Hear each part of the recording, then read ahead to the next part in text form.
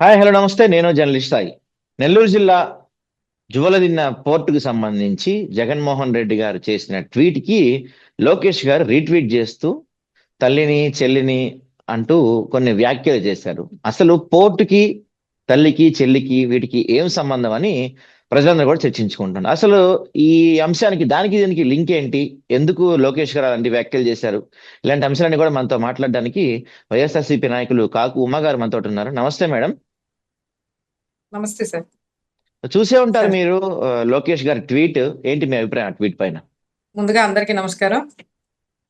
ఈరోజు ఉన్న పరిస్థితులు చూసుకుంటే సార్, జరుగుతున్న వాటి గురించి ఎక్కడ కూడా ఈ మంత్రులు కానీ, ముఖ్యమంత్రి గారు కానీ, ఉప ముఖ్యమంత్రి గారు కానీ, జరుగుతున్నటువంటి పరిణామాల గురించి, వాళ్ళు చేస్తున్నటువంటి అభివృద్ధి గురించి, వాళ్ళు ఇచ్చేటటువంటి సంక్షేమం గురించి, వాళ్ళు తీసుకొచ్చేటటువంటి అప్పుల గురించి కానీ, ఎక్కడ కూడా ట్వీట్లు కానీ, ప్రెస్ మీట్లు కానీ, ఎక్కడ కూడా ఈ దాదాపు 22, 23 నెలల నుంచి ఎక్కడ కూడా లేదు.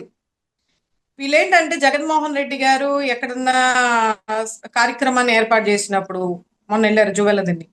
ఆ అక్కడికి వెళ్ళి ఒక పర్యటన అని చెప్పేసి ఆయన వెళ్ళినప్పుడు అది తట్టుకోలేక ఆ జన సంద్రోహం కావచ్చు, మరి దాదాపు కూటమి ప్రభుత్వం వచ్చినప్పటి నుంచి కూడా జగన్మోహన్ రెడ్డి గారు అనేకమైనటువంటి కార్యక్రమాలు ప్రజల పక్షాన నిలబడి రైతులకు కానీ, విద్యార్థులకు కానీ, ప్రతి ఒక్కరికి కూడా ఆయన చేసినటువంటి అభివృద్ధి కానీ, మొన్న గవర్నమెంట్ మెడికల్ కాలేజ్ విషయంలో కానీ, ఈరోజు పోర్టు విషయంలో కానీ, ఆ ప్రతి ఒక్కరికి, నేను వచ్చేసి జువెల్ తిన్న మత్స్యకారుల గురించి కానీ, ఆయన ఒక కార్యక్రమాన్ని ఏర్పాటు చేసుకొని వెళ్తున్నారంటేనే మనోళ్ళకి అసలు ఎక్కడ లేనటువంటి, దాన్ని ఏమంటారు, అత్యుత్సాహం అనమాట.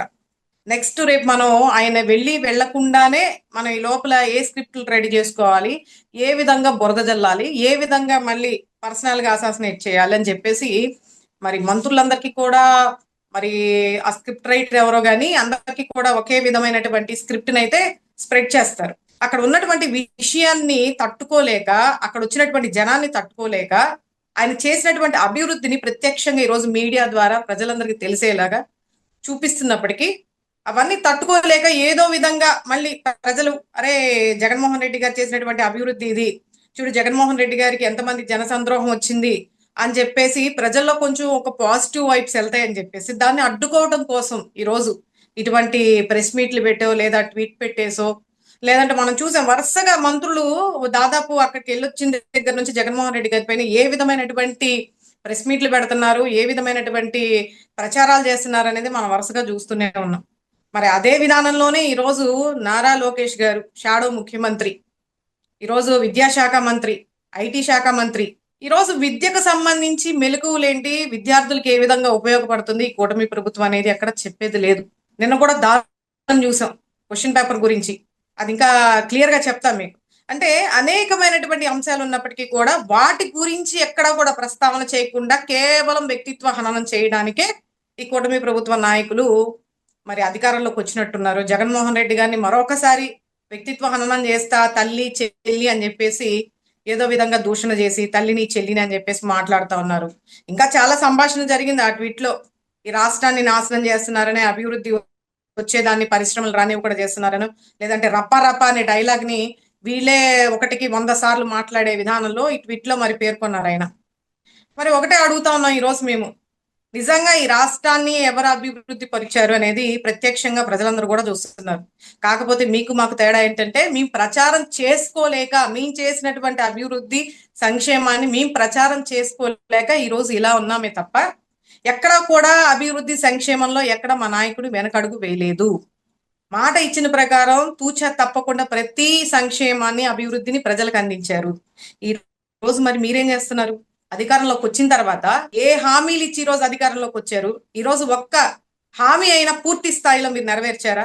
మరి అభివృద్ధి అన్నారు, ఏ విధమైనటువంటి అభివృద్ధి చేస్తున్నారు? కనీసం ఏ రోజన్నా ప్రెస్ మీట్ పెట్టారా? ఇకపోతే వ్యక్తిత్వ హరణం, తల్లి చెల్లి అని చెప్పేసి పదే పదే పదే పదే మీ మంత్రులందరూ కూడా అదే వైఖరితో మాట్లాడుతూ ఉన్నారు. ఏమయ్యా లోకేష్ గారు, ఈ రోజు ఒక తల్లిని చెల్లిని గురించి మీరు మాట్లాడుతా ఉన్నారు. గతంలో మరి మీ తల్లిని ఆ నిండు శాసనసభలో ఎవరో ఏదో అన్నారని చెప్పేసి మరి చూస్తే ఎక్కడ కూడా ఏ రికార్డులో కూడా మరి ఎక్కడ చూద్దామన్నా కూడా అది ఎక్కడ కూడా కనిపించట్లా. మేము ఎన్నోసార్లు సెర్చ్ చేసాం.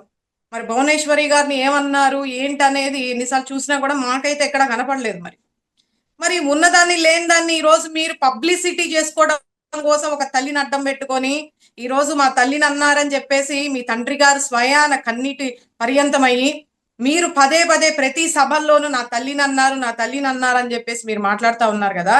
మాకు సంస్కృతి సాంప్రదాయం మా తల్లి మమ్మల్ని విలువలతో పెంచిందని చెప్పేసి పదే పదే మాట్లాడుతూ ఉన్నారు కదా. మరి అదే విలువలతో ఈ రోజు మీరు ప్రతిసారి జగన్మోహన్ రెడ్డి గారి తల్లిని చెల్లిని గురించి మాట్లాడుతూ ఉన్నారు. తరిమేశారు అని చెప్పేసి మాట్లాడుతూ ఉన్నారు. ఏమన్నా చెల్లి అత్తగారింటికి ఈ రోజు పెళ్ళయి ఎక్కడ ఉంటదండి? చెల్లి ఎక్కడ ఉంటది? ఈ రోజు పెళ్ళయి అత్తగారింట్లో ఉంటది, లేదా వాళ్ళ ఫ్యామిలీ ఉంటే హస్బెండ్ తో కలిసి ఉంటారు. అంతే తప్ప అన్నగారింట్లో ఉండాలని ఎక్కడ ఉందా? మరి తల్లిని చెల్లిని తరిమేశారు అని చెప్పేసి మాట్లాడుతూ ఉన్నారు.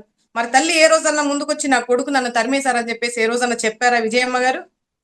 ఈ రోజు ఎందుకు అదొక అంశాన్ని పట్టుకొని ఏదో విధంగా మీరు మాట్లాడాలని చెప్పి మాట్లాడుతున్నారు తప్ప మీ తల్లినంటే మీకు అంత కోపం వచ్చి అంత ఆవేశ పర్యంతమయ్యి అంత బాధతో రాష్ట్ర వ్యాప్తంగా మీరే ప్రచారం చేసుకున్నారు కదా తల్లిని అడ్డం పెట్టుకొని. మరి పక్కన వారి తల్లి గురించి ఇంత లోకుగా పదే పదే తల్లిని చెల్లిని తరిమేశారని చెప్పేసి ఒకరి కుటుంబంలో వేలు పెట్టి ఈ రోజు వాళ్ళ ఇంట్లో తొంగి చూసి మాట్లాడుతూ ఉన్నారే మీ రాజకీయాలకి. ఇది ఎంతవరకు సమంజసం? ఇది ఎంతవరకు సమంజసం? ఈ రోజు విజయమ్మ గారు ఏనాడు కూడా ఆయన జగన్మోహన్ రెడ్డి గారి కుమారుడైనటువంటి ఆయన గురించి ఏ రోజు తప్పుగా మాట్లాడలే. ఏ రోజు ఆయనకి నాకు ఇటువంటి గొడవలైనా కానీ ఏ రోజు కూడా చెప్పలేదు. మరి ఎక్కడన్నా మనం చూసే ఉంటాం, ఏ కార్యక్రమాలు జరిగినా సరే కొడుకుని హద్దుకొని మరి ముద్దాడడం అనేది మనందరం మన కళ్ళతోనే చూసాం ఎన్నోసార్లు. నిజంగా ఒక కొడుకు తల్లిని తరిమేస్తే అటువంటి బాంధవ్యం అనేది వాళ్ళిద్దరి మధ్య ఉంటుందా? కనీసం మొహమొహాలు చూసుకోవడానికి కూడా ఇష్టపడరు కదా.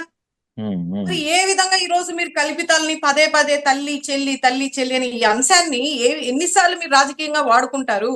ఎన్నిసార్లు ఇదే పదాన్ని ప్రజల్లోకి మీరు తీసుకెళ్లి ఒకటి గుర్తు పెట్టుకోవాలి. ఈ రోజు మీరు చేసేటటువంటి పనులు చెప్పుకోకుండా ఈ రోజు కేవలం జగన్మోహన్ రెడ్డి గారిని ఆయన దిగిపోయి కూడా 22-23 నెలలు కావస్తా ఉంది. ఆయనేం ఇంకా ముఖ్యమంత్రి కాదు ఆంధ్రప్రదేశ్ కి. ఈ రోజు ముఖ్యమంత్రిగా ఉన్నటువంటి ముగ్గురు నారా లోకేష్ గారు, చంద్రబాబు నాయుడు గారు, పవన్ కళ్యాణ్ గారు ముగ్గురు ముఖ్యమంత్రులుగా ఉన్నారు ఈ రోజు. మరి అదే అర్థం. ఎందుకంటే ఈ రోజు ఏ విధంగా ప్రవర్తిస్తున్నారు అనేది మనం అందరం కూడా చూస్తా ఉన్నాం.